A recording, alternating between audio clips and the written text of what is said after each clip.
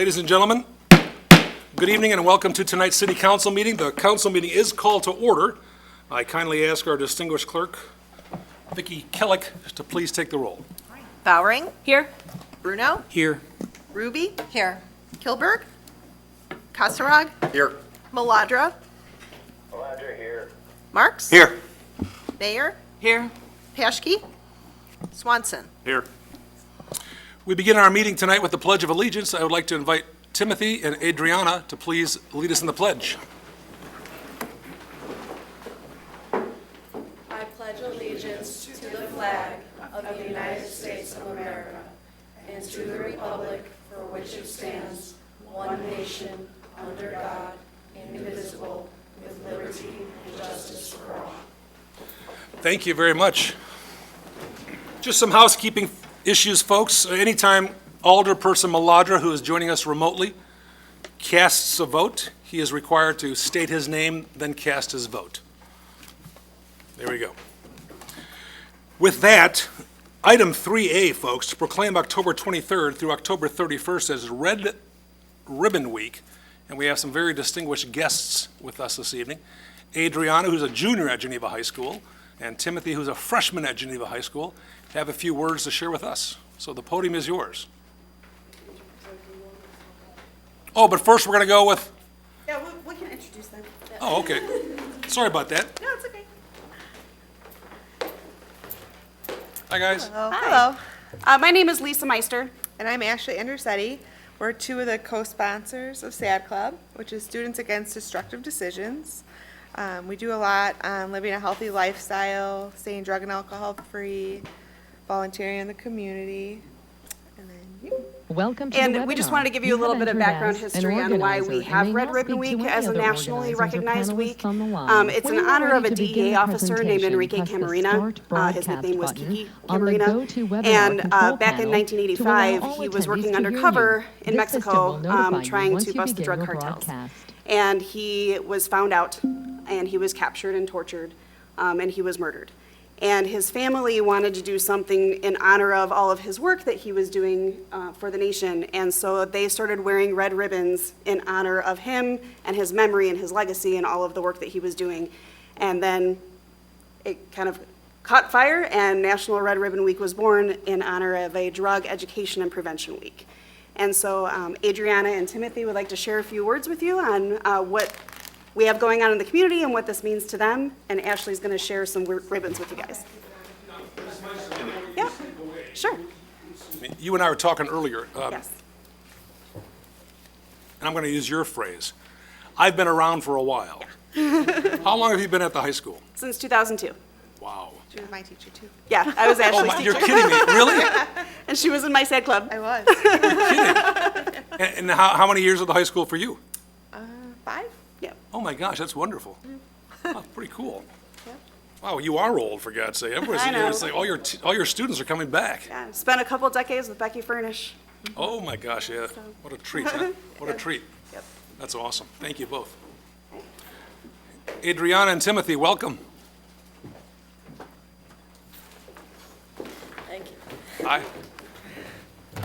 Good evening. My name is Timothy McQueston. And my name is Adriana Kerschelis. This is my first year doing SAD Club. This is my second year with SAD Club, and Miss A took my line. I was going to explain what SAD Club was, but SAD Club, or Students Against Destructive Decisions, is to help form an identity and connect with the community. Again, Red Ribbon Week is a week to recognize the importance and as the nation celebrates this week. We each send a message to the community to take responsibility for our health and make mature decisions regarding substance abuse. Now more than ever, we need to help and support each other to promote strength in asking for help for those with addiction problems. We also need to promote assets building in teens to prevent those with addiction problems.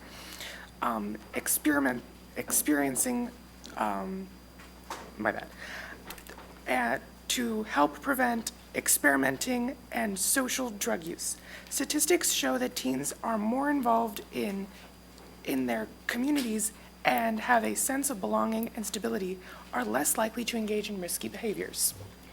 In trying to make an impactful campaign with students, we highlight the 6 principles that help facilitate a drug-free lifestyle. These principles are: finding a natural high that is your passion, surrounding yourself with positive peer influences, finding a positive mentor to encourage you, having a firm belief in your talents and abilities, setting goals for your future, and building resilience to help you get through life's challenges. At the high school level, we are helping students build assets where they give back to their communities through an annual food drive. We are encouraging more connections between clubs at school and increasing positive social networking among teens and positive mentors. And an example of this is our GTV program.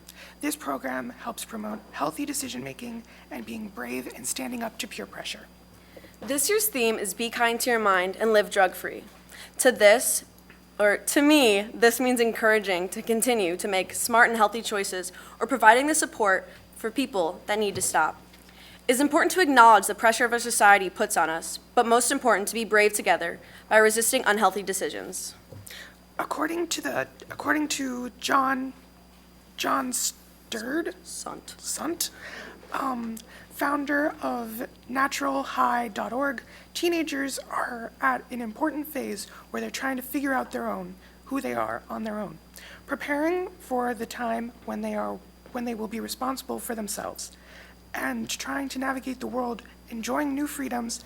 Yet, since their brains are not fully developed, they lack the context, life experience, and ability to see how their current choices will affect them in the future.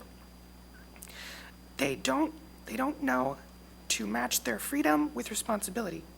For that reason, they need adults in their world to help pump the brakes while they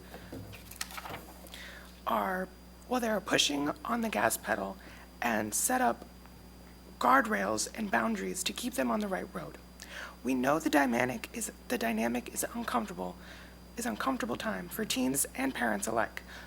Making mistakes is a key part of growing up, and kids learning to make better decisions by experiencing consequences. From my own experiences, I can understand that teens fall to peer pressure for many reasons, trying to fit in, to look cool, or even fill a void that would eventually lead to substance abuse later on. This means that kids who stand up to peer pressure and delay their first drink of alcohol until they're past their 18th birthday will have an infinitely higher likelihood of avoiding a lifelong struggle with alcohol. Most addiction problems start in their teenage years, and the teenage brain will permanently be altered to crave more and more risky behaviors as they indulge in substance use and the subsequent dopamine rush their brains enjoy. Teens underestimate how harmful substances like marijuana and prescription painkillers can be. Though I myself have never been affected by substance abuse, I've seen firsthand what drugs and alcohol addiction can do to a teenager. I've seen happy people shift and change as regular life becomes boring, only finding excitement and joy in being high or drunk. The idea of leaving their pain and struggle behind, the idea of leaving their pain, struggle, and control behind, even if it's only for a little while. According to drug and substance abuse statistics.org, commonly used substance rate of uses, tobacco, 67% of high schoolers have tried alcohol. Tobacco, 40% of high schoolers have tried smoking a cigarette. Marijuana, 50% of high schoolers have tried marijuana. Among youth and young adults ages 14 to 20, the average annual OD death rate has almost more than doubled, going from 4.57 per 100,000 kids in 2020 to 12.6 out of every 10,000 people in 2022.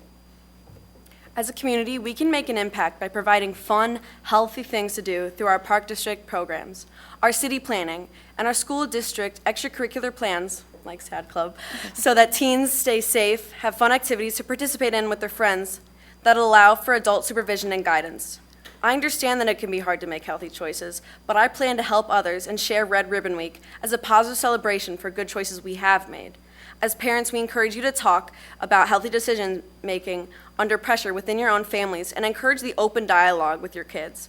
We thank you for your time and attention to this important annual week of drug prevention. Thank you both very, very much. Thank To the council, are there any questions for these students? Yes, Alderperson Ruby. Thank you. I just wanted to say thank you so much for coming up here. It takes a lot to get up at the podium and speak, and the younger you are, I think, the more challenging it is. So thank you so much for sharing and being here. I think you guys are making you're awesome role models for everyone at the high school. So, and all kids, all your peers outside of the high school as well. So thank you. Thank you. Thank you. Anyone else? Adriana, this is your second time with us, Yes. junior year. What are your thoughts moving forward after senior year? After senior year, I would Or really... just skip senior year? Oh, well, no. I'm just saying, well, for senior year, I would really like to stay in SAD Club, and hopefully I could come back like Miss A did with Mrs. Meister and be a part of it. We have a project Snowball, which is even bigger than our SAD Club that I would like to be a part of and more active in. Wonderful. What do you hope to study In college? if Yeah? that's your pursuit? Well, I would like to go to college, and I want to double major in psychology and Spanish and minor in business and marketing. Are you fluent in Spanish? I'm trying my best. Are you? No muy inteligente. También. I'm sorry, what? También. Did you say I know that? No. Oh, I'm sorry. Timothy, freshman year. Yes. How goes it? Yeah. Which middle school did you attend? I went to South. With the South. So that transition's interesting, isn't it? But so far, so good overall? Yeah? Jumping into SAD Club, that's important? Yeah. Well, she actually was the one that, I recruit a lot of. Oh, no kidding. That's Yeah. cool. That's really cool. yeah. Wow. You guys mentioned something in your presentation that you want parents to talk to you. Do you really listen to the parents? After like the 5th time. After the fifth? Got that, Miss A? That's a good answer. So in other words, just keep talking. Keep talking. Open communication is a big part, and sometimes without feeling trusted, it's hard to open up to them. Sure. But I really think that open line of communication really helps. And you talked about mentorship or mentors. Yes, positive. Sometimes it's easier to talk to a mentor than it is perhaps even at home. Yeah. Yeah. But still, that's effective. And you have conversations amongst your peers, I would assume, almost every day. Are they still there? I can't hear anything. I need to talk 5 times. I gotta say that 5 times, do I, Timothy? That was a good one. Anything else from anyone? I would like to entertain a motion to so proclaim October 23rd through the 31st as Red Ribbon Week in the city of Geneva. Alderperson Kosarog. Second. Or Kosarog, forgive me, and the second is by Alderperson Bruno, is that correct? All in favor, please indicate by saying aye. Aye. With a vote of 8 in the affirmative, 0 absent, and 0 negatives and 2 absent, we so proclaim that week as Red Ribbon Week in the city of Geneva. May I present you the proclamation? Yes, please. Awesome. It's just the paper, and then we get to take pictures. Oh, okay. That's great. Just follow Adriana. Yeah, I'm a pro now. Yeah. Whew, that was. That was great.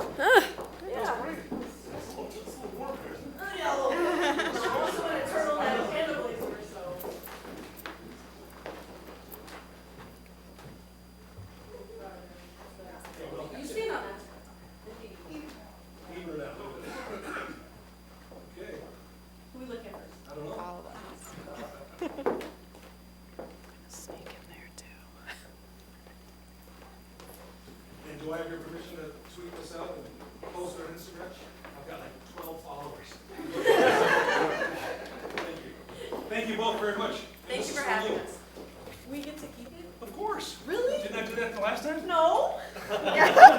Really? No, I didn't. Yeah, you can keep it. Oh, okay, thank you.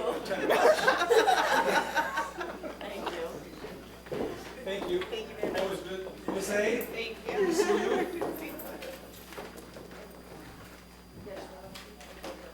Adriana, surely I gave that to you last time. No. You did, Mayor Burns. We brought it back to the school. Oh, yeah, that explains it. It went to the school, not me. Oh, You'll make me. oh, this, okay, got it. Thank you.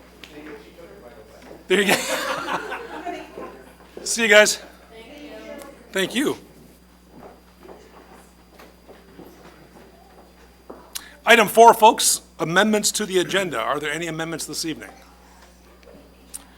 Item 5 is the omnibus agenda. All items marked with an asterisk are considered to be routine by this council, and all those items can be considered and voted upon with one motion. Is there such a motion? Motion by Alderperson Marks. Second. Seconded by Alderperson Bowering. A roll call vote is in order. Clerk Kellick. Marks? Aye. Mayor? Aye. Swanson? Aye. Bowering? Aye. Bruno? Aye. Ruby? Aye. Kasserag? Aye. Maladra? Malandra, aye. With a vote of 8 in the affirmative, 0 in the negative, and 2 absent, the omnibus agenda has been approved by this city council. We jump to number 8, municipal bills for payment. We kindly ask Clerk Kellick to read the bills in their aggregate for our consideration.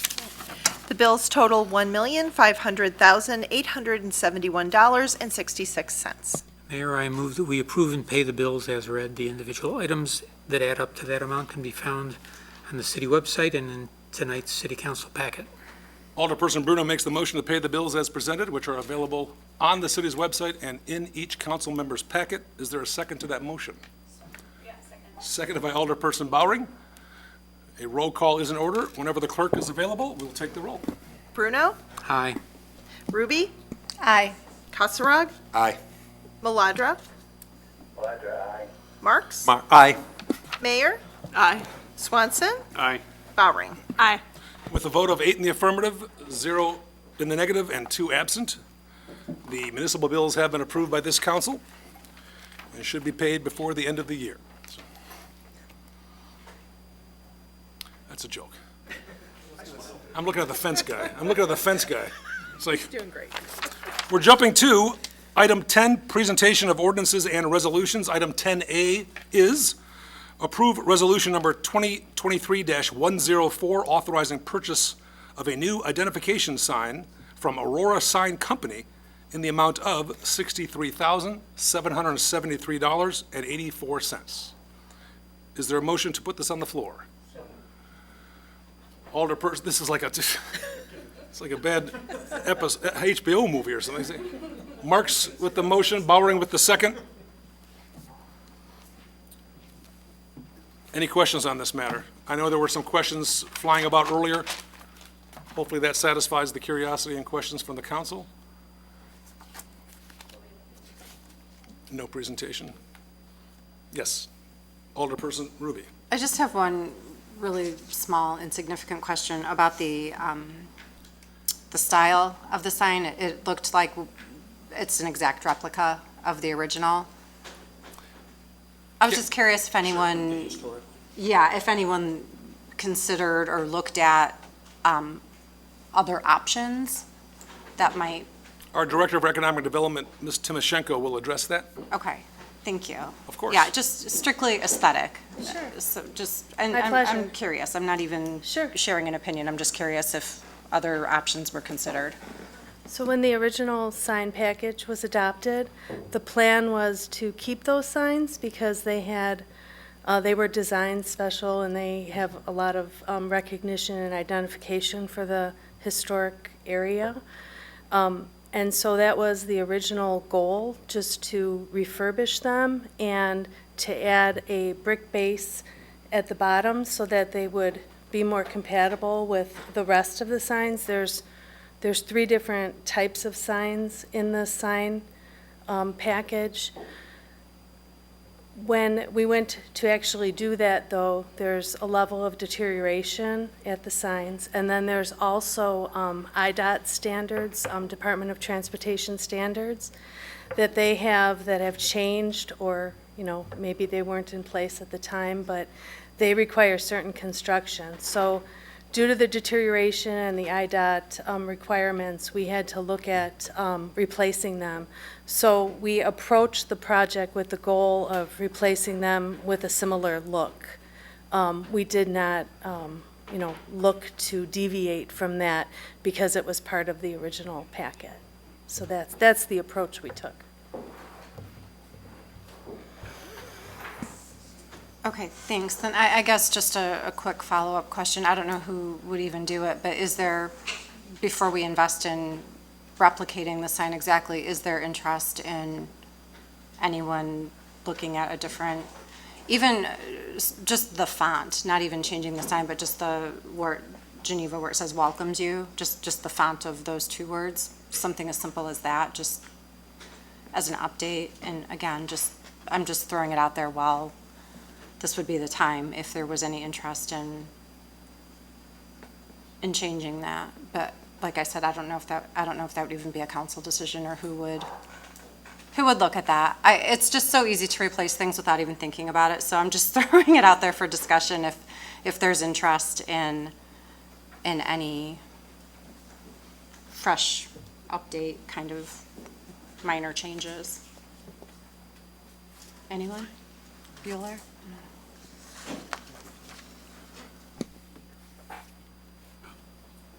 Anything else? Oh. Is this regarding, okay, I like the signs. I really didn't feel the need to update, but thanks. thank you. Anyone else on this matter? There is a motion by Marks, a second by Bowering. Ms. Timoshenko is here to answer any questions you might have. If not, a roll call vote. Clerk Kellick? Marks? Aye. Mayor? Aye. Swanson? Aye. Bowering? Aye. Bruno? Aye. Ruby? Aye. Kasserag? Aye. Maladra? Maladra, aye. With a vote of 8 in the affirmative, 0 in the negative, and 2 absent, item 10A has been approved by this council. Item 10B, approved resolution number 2023-105, authorizing execution of change order number 1 with, Bowler Construction Company Incorporated for cleaning and inspection of wastewater treatment plant digesters, increasing total contract amount to $1,388,618. Is there a motion to put this on the floor? Alderperson Mayor makes the motion. Second. Alderperson Bruno seconds. Our superintendent is with us this evening. I do not have a preamble on this matter. Are there any questions for the superintendent regarding this? There were some questions and answers communicated earlier in the day regarding this matter. Does anyone have any additional questions for the superintendent? If not, we do. And I don't you as have any well? No, okay. I Alderperson, don't really have any questions, but since we don't have a preamble, maybe our superintendent, our director could just kind of review what happened and why the change order was necessary. There's a couple parts to the change order. The one is in regards to cleaning out, the contractor cleaning out more sludge and debris out of the digester than what was expected. Wastewater staff did try to get rid of as much as they possibly could through the regular process with the digester as far as transferring the amount over that we could. But they ran into a lot of grit and other material that was clogging up the pumps and also the piping inside. So we had to stop there before damage occurred. The second part of it was looking at the inspection report for the cover itself and the inside of the digester. There were several repairs that needed to be made, particularly on the trusses on the roof section. So that's really what is prompting the change order. Did the contractor already do the work? It sort of seemed like from the packet that they had. Contractor had to remove the sludge and the debris in order to do the inspection. Yeah. But the work on the repairs have not been done. We're waiting for the approval. And we're good for 20 years from here on out, right? That's what the inspectors and engineers are saying. So I was a little bit fearful to begin with when we started this project that there was going to be significant amount of repairs. To date, we haven't found those. They did say that the digesters look really in good shape, so hopefully it'll stay that way. Great. So- Thank you very much for the information. Anyone else for the superintendent? If not, Clerk Kellick, please take the roll. Mayor? Aye. Swanson? Aye. Bowering? Aye. Bruno? Aye. Ruby? Aye. Kasserag? Aye. Maladra? Maladra, aye. Marks? Aye. With a vote of 8 in the affirmative, 0 in the negative, and 2 absent, item 10B has been approved by this council.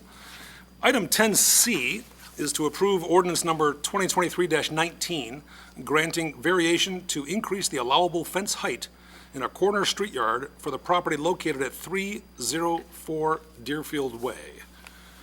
If there's a motion and a second, I do have a preamble for this.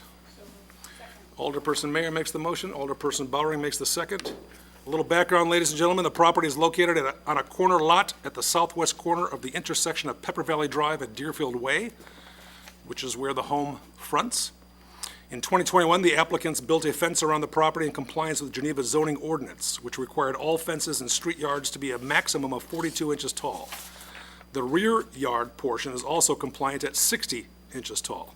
In 2022, the city amended the section 11-3-5 of the zoning ordinance to allow for fences to be 48 inches tall in the corner street yards, with the additional provision that all fences in the street yards must be constructed as, quote, open fences, end quote, and defined in the zoning ordinance, or excuse me, as defined in the zoning ordinance. The applicants recently acquired a new dog and do not believe the current height restriction of 48 inches will be tall enough to contain the dog. As a result, the applicant is requesting a variation to increase the allowable fence height in a corner street yard from 48 inches to 60 inches. At the Planning and Zoning Commission meeting on September 14, 2023, the commission unanimously recommended approval of the requested variation. Director DeGroot and the applicant are present to answer any questions any of us might have, except for, what kind of dog do you have? It's like, yeah. Are there any questions? It's a Chihuahua. So any other questions for either the applicant or Mr. DeGroot? And the applicant is with us in the second row. Alderperson Bruno. No questions, but wouldn't surprise anybody. I wasn't a fan of increasing street yard fences to 48 even, so I'm not a fan of moving up to 60. The unanimous vote was only 3 people. They had a very small crowd there. I drove by. It's in the public realm, really pops out with no fences around there. I think it really already is quite intrusive. So that's where I'm at. Anyone else on the dais? Alderperson Ruby. Thank you. I just have a concern about visibility in traffic. How do we know that that height won't be a hindrance to visibility for drivers? I think David. Probably David. Yeah, I think David's going to address that.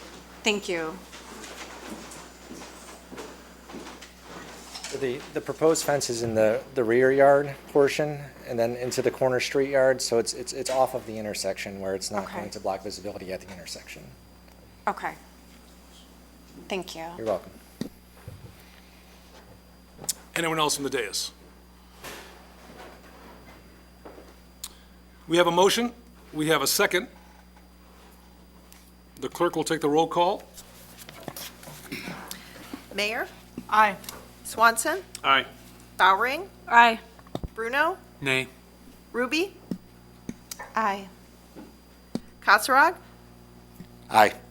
Maladra, Maladra, nay. Marks, Aye.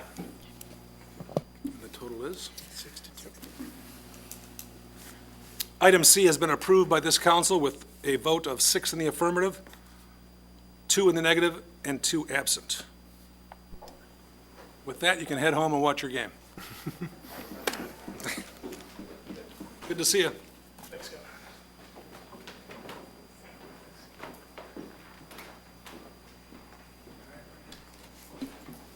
Item 10D, ladies and gentlemen, approve ordinance number 2023-20, granting comprehensive plan amendment, zoning map amendment, variations to maximum interior side yard setback, and a maximum street yard setback, and a site plan approval for a proposed mixed-use development, Emerald Holding LLC, located at 122 and 130 East State Street. A motion to put this on the floor, Alderperson Bowring, Second. seconded by Alderperson Swanson. Ladies and gentlemen, on item 10D, otherwise known as the Roosevelt, the petitioner is proposing a 3-story mixed-use building with first-floor retail and apartments above on the second and third floors. The first floor would be total 7,000 square feet in size and be occupied by the Great Western Flooring Design Center, occupying approximately 5,000 of that 7,000 square feet. A complementary commercial use of 2,000 square feet, and a potential amenity space for the residential tenants at approximately 260 square feet. The second and third floors would provide 14 apartments, 7 per floor, between 610 square feet and 1,050 square feet per unit. Parking would be supplied through 38 on-site parking spaces located in a parking lot behind the proposed building. Additional spaces for 4 more parking spaces is available if determined to be necessary by the developer. The Planning and Zoning Commission unanimously recommended approval of the requested comprehensive plan amendment, zoning map amendment, variations for increased setbacks, and site plan approval. Again, the applicants are present this evening, and Director Groot is also present this evening to answer any questions. Director DeGroot, are we going to have a presentation of any sort? You have a presentation available if necessary. Okay. Council, the ball is in your court. Alderperson Bruno. Thank you. I don't know if this would be for Director DeGroot. The elevations that we're looking at, the southern elevation in our packet seems to have a level, pretty level grade. The grade on the street side drops off significantly along with the sidewalk. Is that correctly rendered? Because my concern up front with this development, and I'm highly supportive of the concept of, but my concern early on was a large blank foundation wall fronting State Street and facing west. So, I mean, it could be the petitioner too. I think it is correctly rendered because on the south side, you do have the parking lot that's more at grade with the building. And then on the north side, you have the slope of the street as you go down the hill towards the river. But the building is set back a little bit from the property line, so there is room for landscaping along that building frontage, the foundation wall. Okay, I didn't, unless I missed it, is there landscaping to soften that foundation wall? Let's see, is that in your presentation? Slide 12. Okay, let me pull that up here. Just for our benefit, sir, if you could just introduce yourself, that'd be great. Absolutely. My name's Vince Rosanova. I'm an attorney for the petitioner. Petitioners are here as well.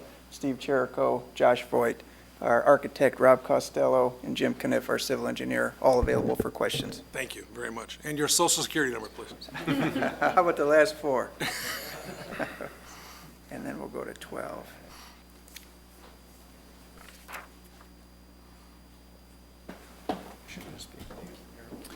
Yeah, Alderperson Bruno's going to attend. Oh, nicely done. yeah. Was that a guess? That was a guess. You're exactly right. There is a change of topography that's clearly visible from State Street. And then when you move to the south, the change of topography is not visible from the south elevation. So what we did to soften the appearance along State Street is we have not only the nice parkway trees, but we also tucked in the foundation plantings as well, which will give the building a very nice appearance, not to mention the use of the architecture with the stone and the brick and all the architectural elements will really give the building a great aesthetic. Thank you. Thank you. Excuse me, anyone else from the dais? Alderperson Marks. David, just one quick question. All the entrance and exit for this is on Chrissy Avenue, correct? None of it's going, there's no curb cuts on State Street, is that That's correct? Okay, I just wanted to make sure of that. It looked that way, that's all. That's the only question I had. Just wanted to confirm what I was seeing. Alderperson Ruby. Thank you. I would love to see the entire presentation. Sure. We'd be happy to. You can Yeah. go through it quickly. I would just like to see it. I Thank you. would love to. We'll give the executive summary. I figured we're all out here, so why not give the presentation? So here's a slideshow, just a simple introductory slide.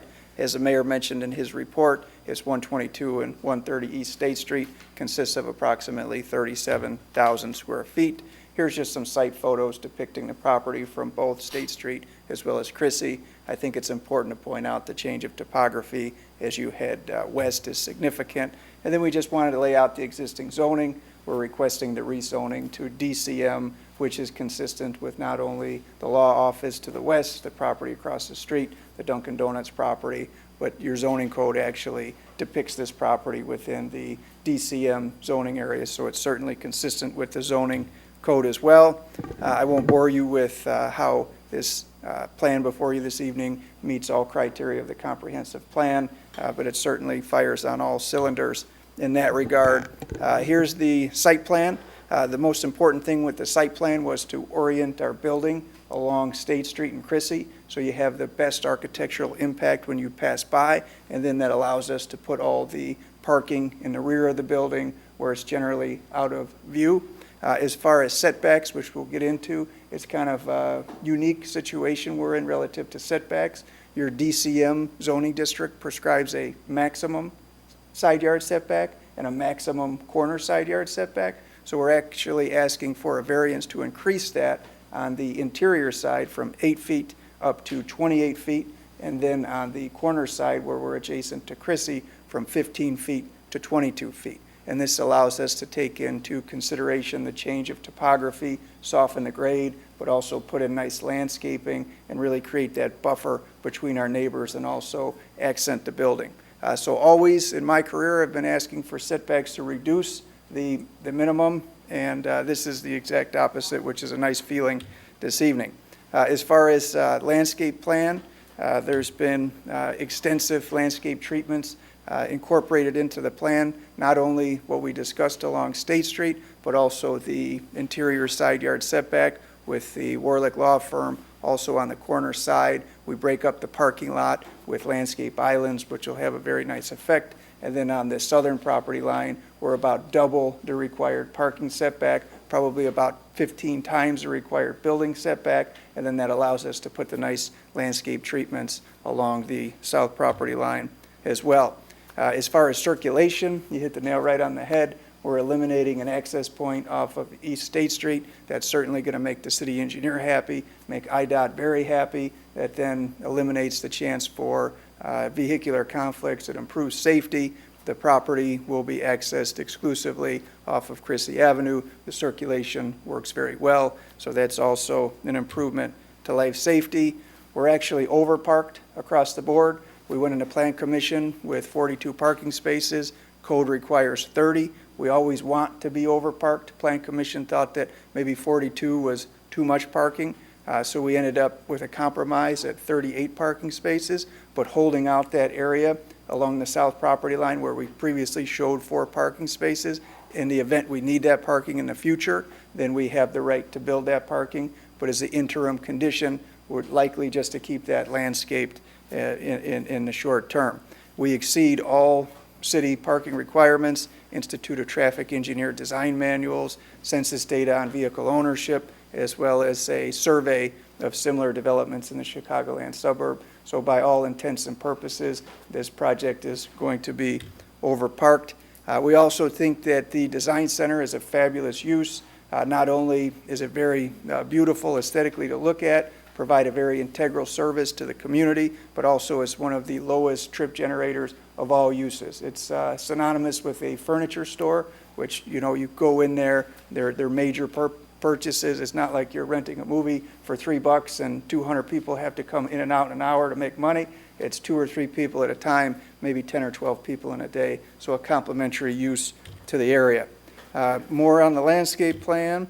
Trash enclosure, we just wanted to spend a lot of time on this to make sure that this complemented the aesthetic of the building. So you could certainly see the masonry details as well as the cornice, and then we locate it towards the eastern portion of the property, farthest away from the west or south property line. And then the architecture, the petitioner just does a fantastic job with architecture that blends into the community, complements the surrounding building. The design intent here was to create the look of a building that's been here for 100 years, an older building, but to deliver the modern features that the tenants are going to demand at this location. What they do as far as the architecture is they make sure it's 360-degree architecture. The quality materials are carried around all 4 sides. We're talking cast stone, masonry, large storefront windows on the first floor. Second and third floors, you have the beautiful arched windows. You have the towers that create interest in the building, then the recessed balconies, the cornices, just really very nice across the board. This is the south elevation as you start to face the residential to the south. And then when we're looking towards the law firm, here's the elevation. Once again, same use of the materials. And then the east elevation facing Dunkin' Donuts, the same quality in design. We're also compliant with the DCM zoning district height requirement of 50 feet. We come in at 49.5 feet. Ultimately, 6 of those feet is a parapet to make sure that we screen all rooftop mechanicals as well as the elevator tower. So when you're passing by, you don't see those. You just see the beautiful parapet and have no idea that those are up there.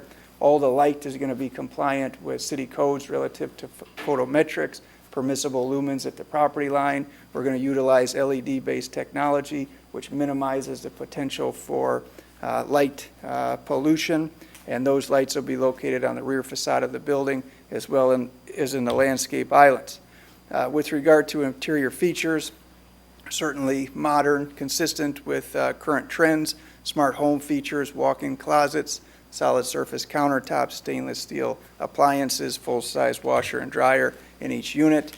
One of the benefits of having such a good relationship with the Great Western Design Center is that they could really make sure that these interiors are very appealing. This is a depiction of the project they did in Naperville, which included 8 units. In full disclosure, Great Western is Steve's company. He's also the developer, and his daughters, Lauren and Dana, are the operators of that company, which has been in the area of St. Charles for 34 years at this point. A woman-owned and operated local business looking to stay in the community.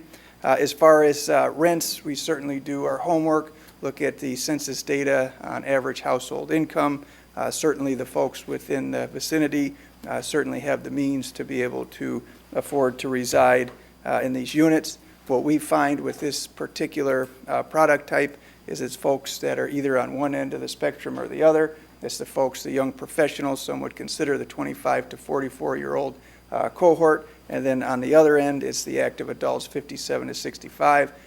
In the Naperville project, there was never any sort of families or school-age children produced. It's just not appealing housing type for that particular demographic. If you look at the census data for your community, you guys are very high percentage of owner-occupied, 86%, which only leaves about 14% available for rental. If you look at the federal and state average, a more healthy mix is 70% for sale, 30% rental, even edging towards 60/40. So certainly, there's an overwhelming need for more rental options in this community, not to mention it's such a great location near such a beautiful downtown, mass transit, the train station, where people could just walk 10 or 15 minutes. Here are Steve's daughters, the operators of Great Western Flooring. They not only are experts in all flooring needs, but also the design center is an integral component. Here's the showroom that is in the Naperville facility. It's very similar in nature to this. It's right off of Washington Street, which is a gateway road into their downtown. Very much similar in this instance, where State Street will be a gateway property into your downtown and really complement and mark a significant investment in the community. Over the last year, we've worked very closely with the neighbors, the surrounding property owners. We took our time. It's been, I think, over a year since we were here at the conceptual level. We just wanted to make sure that when we came before you, we did it right. All staff's concerns were addressed, the Plan Commission concerns were addressed, and the neighbors were supportive. The law firm of Douglas Warlick offered a support letter, as did Dunkin' Donuts, and we've also worked with our neighbors to the south. So with that, we thank you for your time and consideration, and we're available for questions. Thank you very much. Questions from the dais. Alderperson Mayer. A couple for you first, I believe. So, does the building have an elevator? Yes. Okay, so, will you be providing 20% accessible or adaptable units within the mix? So all the units, I could tell you for sure, and we have our architect here, they'll all be ADA compliant with the elevator. So Rob, maybe some clarification? Anytime I don't know the answer, that's why we bring these experts. I could guess. Yeah, we'll be providing the required adaptable units and the required accessible units. Okay, great, thank you. So the additional parking spaces at the back of the lot are gone now, right? And they can come back, but you're going to build it without them? Is that the idea? That is exactly correct. I'll pull up a image which better defines this. So here on the site plan, you can see at the southern portion of the property, you see the heavy dash line? That's where the 4 parking spaces will be incorporated if we ultimately need them. Our preference would be to build them all instead of waiting for a parking issue and then building them. But if code requires 30 and we're at 42, there was a significant overage. We want to make sure that everybody's happy throughout the process, but ultimately, this may be a situation where we're building these 4 additional spaces quicker than anticipated, which then just represents an additional cost because obviously we got to mobilize and have folks out there twice. So during the Planning and Zoning Commission meeting, you'd mentioned underground storage, I believe. Are you going to have retention underground? That's exactly right. So towards the southern portion of the property, we'll have vaulted detention. Right now, the current condition is it rains. The rain flows off the property, sheet flow, it's unmitigated. Upon redevelopment, modern stormwater practices will be implemented, not only to detain the water and let it out at a much restricted rate, thereby reducing the chance of downstream flooding, but then we also incorporate in BMPs, which are known as best management practices, water quality, and if you want any more detail on that, the civil engineer will provide that. Thank you. The space that's furthest down the hill, is it going to be just filled in, backfilled, or is that going to be occupiable space? So if you were on the sidewalk looking over there, there's a... So here? Down, right there. Right that here? space where it's below the first floor. No, in the building, no. Right there, yeah. In the building. Is it basement or fill? That's really all I want to know. It's not planned for occupiable space at this point. Thank you. And will you be sprinkling? Yes. At the planning and zoning meeting, there was an odd-shaped parcel that was discussed by a neighbor, and you hadn't had time to really shake out what was going on with it. Yeah. Do you know now? So yes, absolutely. So that letter was a Valentine that we got on the day of Plan Commission. Right, exactly. So we didn't have time to know about the situation, but since then Josh has met with the neighbor and communicated multiple times. And their lot is a rather unusual configuration. So if you could see where my cursor is here, typically we're used to rectangular lots, so they would be squared off here. They're not. This comes in at an angle and comes out like this. They fully acknowledge that they don't own this and that the petitioner does, but nonetheless, we still want to work together. So what we're going to do here off this corner, we're going to extend a fence and then try and square them off as much as possible to still leave room for snow storage here, which is important, and also room for landscaping. So we think we could accommodate their request, improve their condition, but also accommodate everything that we need to accommodate as well. Okay. Then I did want to ask about the affordable housing, because I know that was a discussion during planning and zoning, but also when we met a year ago. And I didn't quite understand, it's just because the studios on a per square foot basis are small enough to qualify for somebody who's a single renter, almost qualify anyway? You know, almost is very true. So affordable housing is very challenging. Everybody across the board would like to see more affordable, more attainable housing. But ultimately, unless you're getting some sort of subsidy from the federal government, state government, typically in the form of a tax credit or IDA credits, you cannot get it to be economically feasible. In this particular instance, you also need typically to submit for IDA tax credits a density of more like 60 to 80 to be considered. In this particular context, we wanted to look at a threshold of 10 to 15%, what we could do in this community since that concept meeting to make more attainable rents. So what we came up with was the concept of having two smaller units, 610 square feet each, which then are going to be able to lease for approximately $1,600 a month. Now, to be truly affordable, I believe you have to be under a $47,000 a year threshold to meet IDA affordable. But in this particular case, at $1,600 a month, it's more naturally occurring affordable. And if you apply the 3 times rent rule to qualify to lease a unit, which is universally applied by landlords, you're coming in at an average annual income of closer to $59,000, $60,000. So certainly doesn't meet that IDA affordable, but certainly hits a niche, hits a section of the market that's going to be very well received, and we essentially think those are going to be the first 2 to go. Also, if you look at the city's census data, if you look at the folks between the $50,000 a year to $75,000 a year income, 12% of your population resides within that household income. Significantly lower than the average of 155, but currently a significant portion of the population at 12%. If you look at the census data projected out another 3 to 5 years, that percentage of the population continues to decline, whereas the folks that are 155, 200, $250,000 a year average income, they continue to take up more market share of the population. So certainly 2 units isn't going to move the needle, but if every project that comes in looks for 15%, then I think you're moving in the right direction. So, we did adopt an inclusionary housing ordinance. This might be for David. And it allows the use of TIF, it allows waiving fees, it allows property contribution, but we're not going to do that.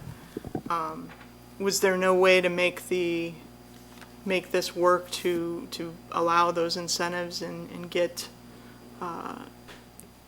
more units, or But to be, at least the 2 to be truly affordable? I guess that's to be eligible for the incentives as outlined in the ordinance, they have to be the IDA definition of affordable housing, so at $47,000 a year or less in order to be eligible. Additionally, you need to have at least 15% of the development, which in this case would be 2.1 something units, so I don't know if we round up or down, but Right. the 2 units would have to meet that state definition. Okay. And just to clarify, Alderperson Mayor, the city of Geneva did not adopt an inclusionary housing ordinance. We adopted a incentive program that we could consider, as you enumerated, certain opportunities to provide for affordable housing. An inclusionary housing ordinance is something different. The debate was held here years ago. We chose the incentive plan, and that's the plan we've used to inspire other developments, whether it be Emma's Landing, et cetera. Okay, it says on the website that we adopted an inclusionary housing ordinance. Yeah, that'll be changed tomorrow. Okay, That's incorrect. all right, good. Thank you. Of course. Alderperson Swanson, then. Thank you. That guy. Cosrock, I know, I got it. Alderperson Swanson, floor is yours. Thank you. I wanted to go back to the parking issue. You mentioned that it's overparked, and I guess I'd like to know why you want to overpark. Did you learn from the Naperville facility that you need more spaces? And I guess, starting there, how many units is Naperville? Naperville is about equivalent retail square footage, and then 8 units on floors 2 and 3. Okay. Yeah. And how many parking spaces does it have? You know, my memory, I suffer from CRS. I can't remember blank, but I can't tell you exactly how many parking spaces they. There you go. Plus 2 handicaps. That's why we keep Josh around. Okay. Yeah. And is that sufficient? Too much? Is it just right? Just to answer that question into the microphone, since we couldn't hear Josh, I just don't want folks at home thinking, what was the response? Come on, Josh. 36 parking spots plus 2 handicap parking spots, correct? in That's correct, Naperville? for a total of 38 spots. Excellent. Correct. Thank you. And you also have a Great Western Flooring, and then an ancillary company next to you, I believe a dentist. Right, in- correct. In Yeah. Naperville. So that is relatively similar. Yeah, so that particular project, I would say that the parking lot functions very well. There's times where it's full, and then there's times where it's operating at 70 to 80% capacity. You never want to be underparked in any community because that's the fastest way to lose tenants, both on the commercial and residential end. This particular case, although we are overparked pursuant to city code, there's also a deduction that's applicable to this property as far as the commercial property due to, what would you call that? We have a parking moratorium in place for the downtown area, so they're not required to provide more parking than what existed on the site in 2001. So the commercial demand by our code is less than it would be elsewhere in another zoning district. And that's how we arrive at that 30 parking spaces, and we felt more comfortable at 42. We're willing to try 38 and then ultimately go back to 42 if we have to. Do you have a limit for the tenants? Are they limited to 2 spaces that they're allowed to have, and then guest parking?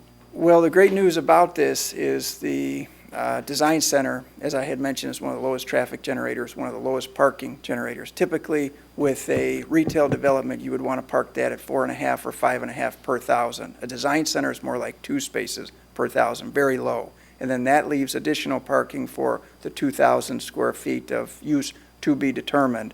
But that use at Great Western is going to give them a lot of wiggle room as far as parking. And then also with regard to the residential component, your code says 1 space for 1 bedroom, 1.5 space per 2-bedroom units. So quick math, that's what, 18 spaces plus the 12, that's how we arrive at the 30.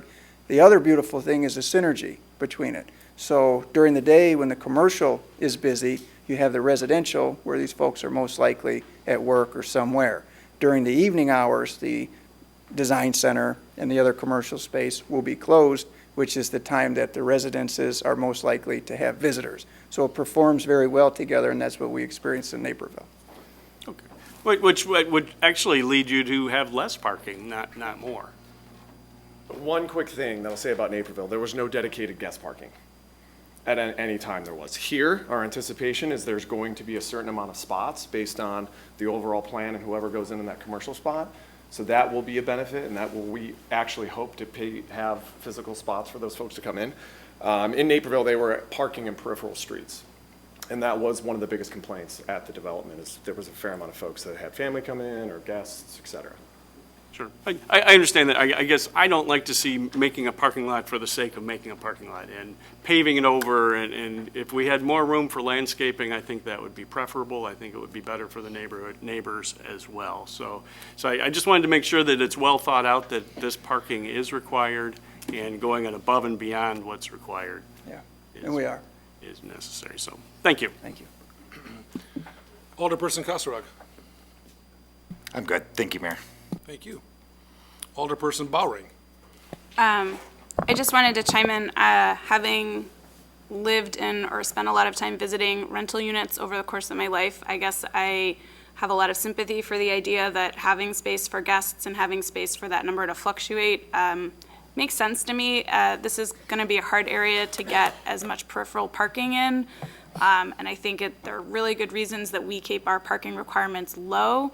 That being said, there's nothing worse than trying to go home or trying to go and visit someone and not being able to leave your horrible automobile somewhere so that you can do that. So I have some sympathy on that side, and I understand the extra burden that's being asked of you. I think this is a good compromise, and that way the option is open down the line if you need it, and then if it turns out not to be needed, I think that can stay, at least minimally landscaped, grassed over or something. Thank you. Thank you. Anyone who has not yet spoken wish to speak before I recognize Alderperson Mayor for a second time? I saw your hand going up, unless that was just a... Alderperson Mayor. David. So this setback thing, it's kind of a strange setback waiver that we're doing because it's to waive the maximum. If they did decide that they wanted to put a patio or an amenity or a dog walk or something into that space, we wouldn't have to have them come back here, right? Right, that's, the setback is a building setback. It's not for those accessory uses like a patio. Okay, so they can still have accessory uses that, Right. okay. Thank you. You're welcome. Anyone else from the dais? According to my notes, we have we do. Alderperson Ruby, excuse me. Yes, just reflecting on your comment that the two most affordable units you think are going to be the first two to be rented.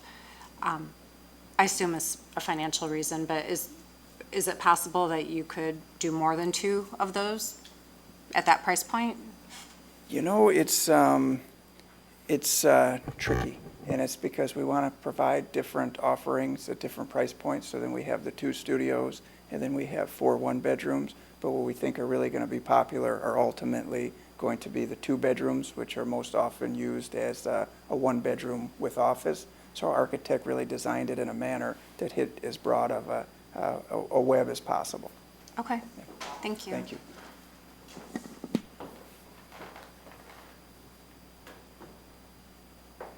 A motion by Alderperson Bowring, a second by Alderperson Swanson. Sensing, seeing no additional questions or comments, the clerk will take the roll. Bowring? Aye. Bruno? Aye. Ruby? Aye. Kasserag? Aye. Maladra? Maladra, aye. Marks? Aye. Mayor? Aye. Swanson? Aye. With a vote of 8 in the affirmative, 0 in the negative, and 2 absent, item 10D, as in David, has been approved by this council. Thank you. Thank you. Thank you very, very much. Please speed on your way out of Geneva. We need the revenue. So, thank you.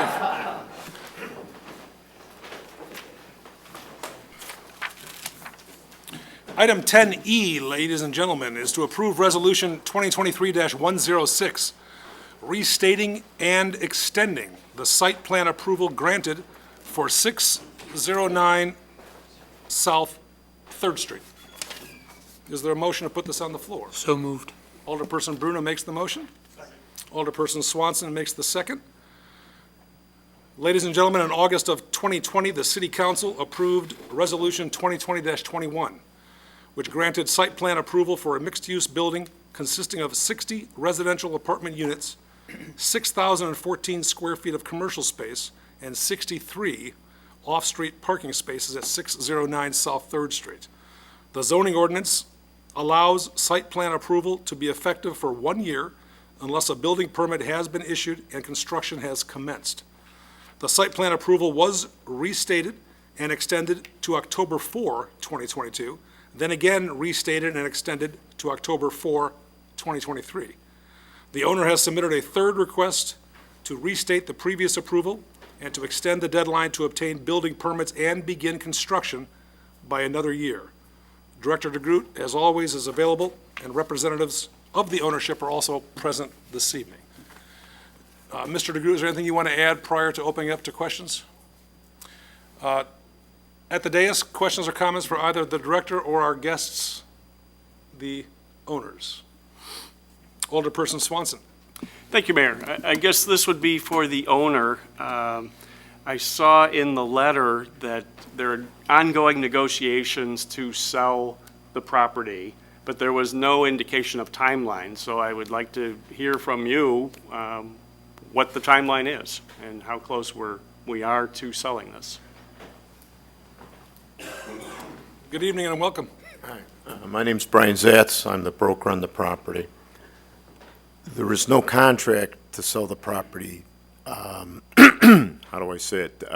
Literally, there is an option where someone has paid the owner to go forward to get financing, which has been the most difficult part of this project for him. That being said, that they're vested in trying to get the financing and someone is putting their money forward, we believe that this is going to happen.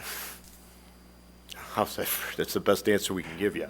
Okay, so your letter said that the first step of the negotiations are complete. I'm guessing that was to get the option. We have a set the price for option. the property. Okay, and so you truly are working on the second phase, but cannot offer a timeline, because we're on, this is now 4 years. There is an option for 1 year. It expires in August of next year, I believe. I don't have the exact dates in front of me, but I believe that would be the date, somewhere in August. And the objective would be for them to break ground in 2024. Okay. I mean, that's what we hope. I mean, all things being equal, and they want to build the project, so that's what we want to do. It's what we've tried to do. We're seeing the same pattern year after year, saying, let's renew it for 1 more year. First year it was COVID, second year was a change in ownership. This year it was a change in ownership, and it's being set up for sale. So going on year 4, that to me is a very important property for the entryway to our downtown. And at some point we have to say, is it going to happen? So, I guess. I couldn't answer that yes or no for any, Sure, right? sure. Nobody could. I could say this, that if you're going to spend money on something, I believe you want it to happen. Nobody spends money just, and it's going to be substantial money. They're spending, they paid the owner the time to go out and shop and finance and restructure this to make it work. Sure. It's not an insignificant sum. On that basis, I don't think the person holding the option wants to walk away. That way, everybody else that we had taken offers from would say, hey, give me 6 months. Give me, we don't want to pay you anything to take your property off the market. Let's see what we, this is a whole different approach to putting the deal together. That's what I would say. Okay. So, and then for the sale of the property, is it beneficial to you to sell this, having the plans in place for what could go in? Is that a deal maker for selling the property? I can't answer, I don't know how to answer that question, other than the person that holds the option professed that they wanted to build the project as designed. And that's what I understood. Okay. So negotiations are ongoing with this party. You have the option, and then Negotiations are done. There's no contract, there's an option. They're going through okay. with their due diligence. I understand. Okay. So it's yes or no. If they get the financing, move forward. If they don't, you're back at square one. Potentially. So, okay. Okay. Thank you. Alderperson Bowring? I just have a question, probably for David.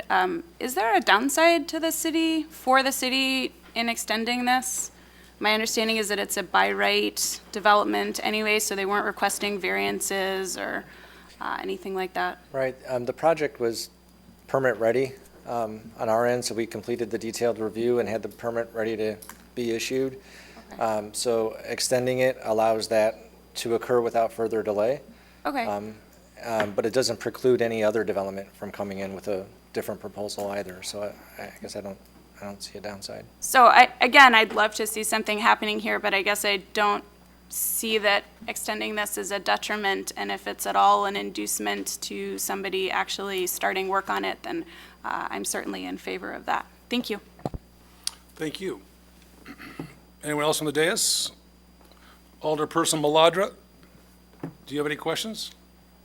I do not. I would just say that I agree with what Alderperson Bowering said. I don't see the downside to us continuing the site plan. I don't see the site plan as an impediment to any other type of buyer. I certainly don't see it as an impediment to the owner trying to complete whatever transaction he's trying to complete. Thank you, sir. Anyone else who has not yet spoken, or anyone wish to speak a second time? Otherwise, we have a motion and a second, and I will ask the clerk to please take the roll.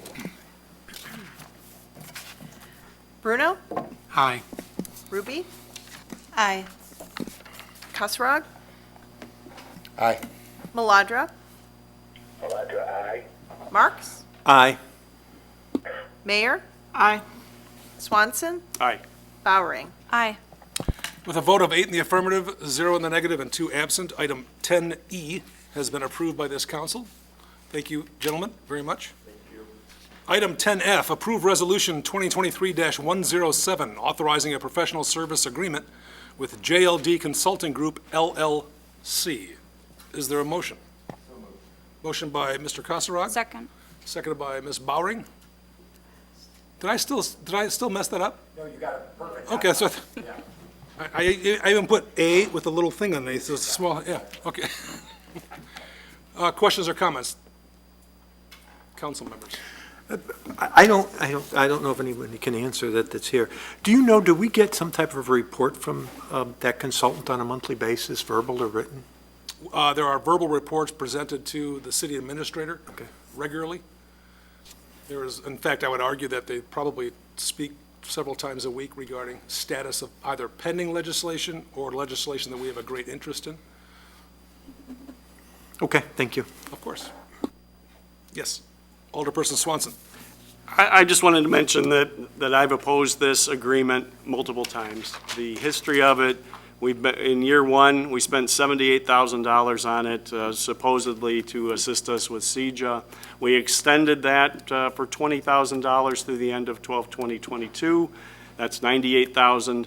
Now there's another agreement for $66,000 ostensibly to assist us with the East State Street project, which will be going on much longer than 1 year, so we probably are looking at more than 1 year again. So it seems like it's an ongoing project that I have never seen a written report or any benefit from, so I will continue to oppose this. I think it's unnecessary. We do lobbying with other groups, the IML and the Mayor's Caucus, so it seems like perhaps overkill on our part, and I think the money could be better spent elsewhere, planting 220 parkway trees or something else. So that's my opinion. Thank you. Just correction, the Mayor's Caucus is not a lobbying arm, as indicated in the response provided today to the council. I apologize for an incorrect statement there, but And IML, of course, represents 1,300 communities throughout the state of Illinois. There is not unanimity on IML regarding particular issues. So in terms of having someone's hands or someone present for our work, just that clarification is important, so. fair enough. Alderperson Bowering? So I guess my perspective is a little different than what Alderperson Swanson stated. I hope that's not out of order. I did talk about this pretty extensively with our staff, and I understand the concern about not seeing particular materials produced. However, I believe, given the type of work this is, that If our city administrator feels that this is of benefit, and particularly given the importance, I think, to our whole community in seeing a productive outcome in veto session for the East State Street improvement, I'm supportive of this. I do understand that there are parts of government work that can feel murky, but based on my understanding from our city administrator, we are getting good value from this, and I think it's important that Geneva has a representative in these rooms so that we make sure that our interests are being brought up, are being addressed. We know what's happening, and I think a consultant is the right type of person for this, because we don't want to hire someone permanently probably to do this work, because we may not need it in this capacity indefinitely. So I support this. Thank you. Anyone else? Alderperson Mayor? Oh, no, I'm Oh, just get ready for, okay. getting ready to vote. Alderperson Maladra, any comments or questions? No, sir. Whenever the clerk is ready, please take the roll call. Kasserag, Aye. Maladra, Maladra, aye. Marks, Nay. Mayor, Aye. Paschke, Swanson, Nay. Bowering, Aye. Bruno, Aye. Ruby, Nay. It's 5 affirmative votes, 3 nay votes. The motion carries. Folks, we are at public comment. Just a reminder, ladies and gentlemen, anyone wishing to address the council or share public comment, this is your turn to speak, our turn to listen. There will be no debate, there will be no discussion. So the floor is open for whoever wishes to join us first.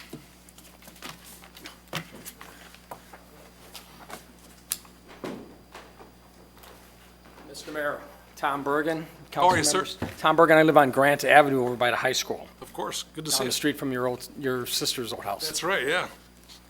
So what I'm concerned about is these curb ramps, the pink ones that are all over the city, The ADA accessible ramps? the ADA ramps. They're deteriorating, and they're becoming tripping hazards. And if you see in the picture, I can easily tell you where 2 of them are right off the bat. But I'm just wondering if the city is going to police those and fix them as necessary. And what brought this up was because I'm watching all the new construction over behind Ace and stuff, all the repaving, and they're putting these things in. I called the company up, I think it's in Boston, and they're a 7-year warranty. So, and I forget the price that he told me what they cost, but it's not cheap.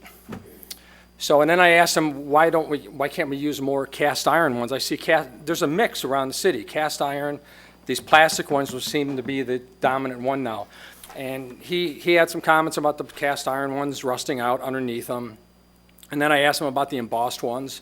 And the embossed ones, where they put the print in the concrete and leave it go, he said it didn't pass ADA standards because of the top. So I'm just interested in getting the city to police them. And if you look at those 2 pictures, those 2 pictures, that's what they look like. And they're tripping hazards. It's plain and simple, they're tripping hazards. The other comment I had was, just to move along, when I worked on my house 6 years ago, I had to prominently display my permit in the window.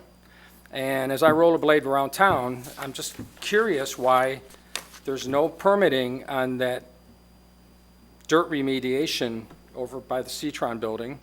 And then there's no permitting listed anywhere for the dump that's slowly growing behind the Art History Brewing. And the dumping of the dirt and the concrete and all the other crap that they're putting out there. And there's a truck by the name of Winninger Excavating. I'm just curious, who has permission to do that, dump over there? With regard to the pile, you're talking the pile behind Art History, which is created by the digging piles- at that site, What, I'm sorry? which is created by the digging on that site, the old No, Citron I site. don't believe so. That's coming from someplace else. I can answer your or your general question. First and foremost, if you don't object, I'd love to Yeah, get your please. cell phone number. Well, I can call you tomorrow with an update on this. Okay. Our Public Works Director, who helps shepherd the ADA compliance issues throughout the community, will have the answer for you. Secondly, the C-Tron site in particular, which you're referring to. Yes. That has been coordinated through our Public Works Department. They do have the authority to dig on that site for soil sampling. With respect to the permit itself, I will get an answer for you. I'm just, want to be fair. I had it Well, of course. prominently display my permit, and when I rollerbladed past that the other day, there's no permits on the fencing whatsoever. And I asked a woman that was walking her baby that lives in that block, and I said, do you know what's going on here? She had absolutely no idea. And I'm like, okay. She might have had an idea if there was even an inkling of a permit hanging on one of the fences. And then, because I rollerblade past the other part all the time behind Art History, they're just dumping the stuff. Now the truck is there. I'm just curious, who is that? Got it. And it's individual loads. They're not coming from C-Tron. They're an individual dump truck load. You can see it is. Of dirt? Dirt, concrete, pipe, stuff like that. Could be a new beer blend. I don't really know, but. I don't think. I don't think so. That's all I have. And then if you could look into the curb, Absolutely. that would be great. Absolutely. Thank you very much. Oh, thank you very much. Appreciate it.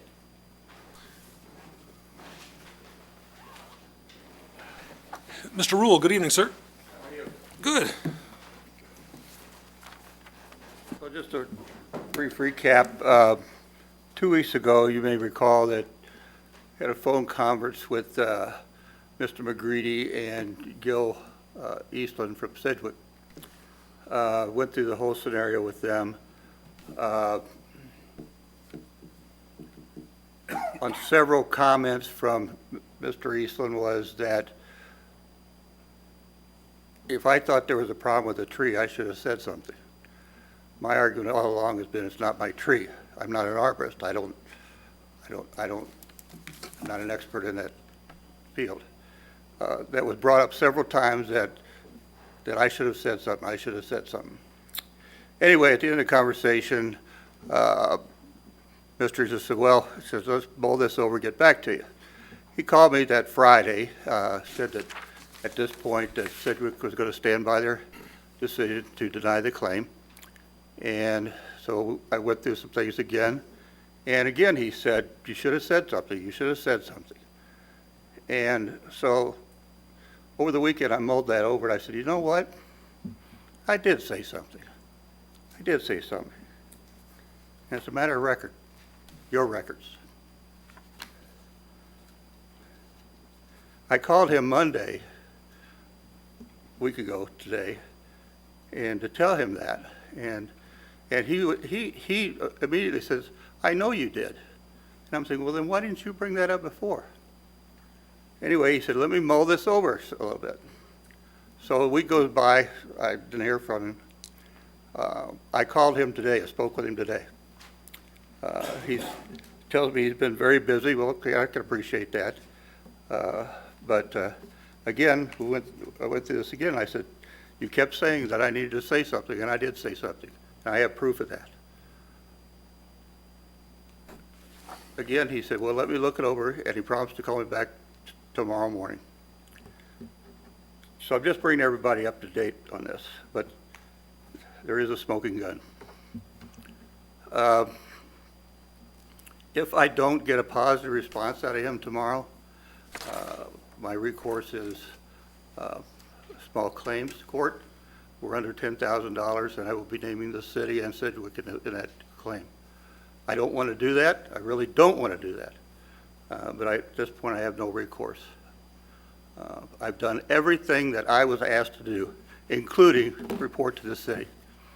I also pointed out in my conversation that there are 3 trees that I found just riding my bike around in 10 minutes.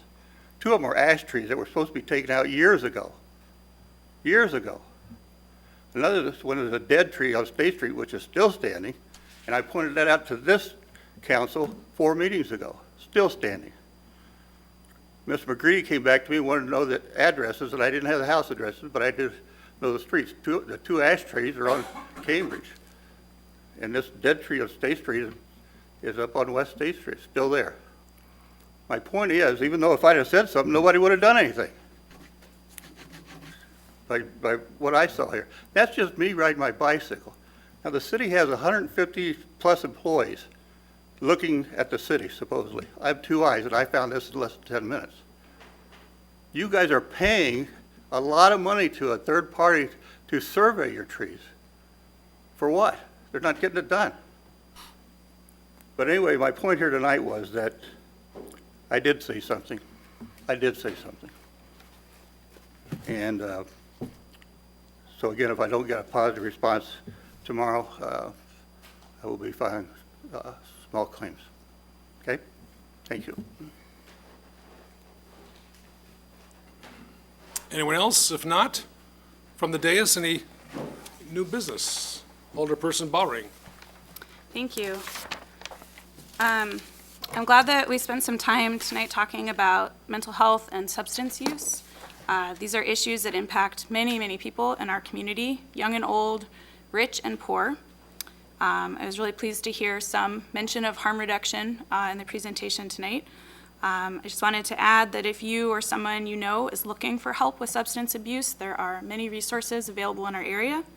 One is AID, the Association for Individual Development. You can find more information at their website, aidcares.org. You can also use the free confidential Illinois helpline, which is online at HELPLINEIL. It's very hard to write down, .org, or you can call 833-234-6343, or you can text HELP to 833-234. I learned about administering naloxone for a known or suspected opioid overdose by watching a video on the Kane County Health Department's website, which is kanehealth.com. And I also just wanted to let everyone in the community know that you can pick up Narcan, which is the brand name for naloxone, for free in Aurora this Saturday, October 7th, 2023, and as I said, in Aurora at the Regional Fire Museum at 10 a.m. They're usually free pickups once or twice a month, provided by the Kane County Health Department.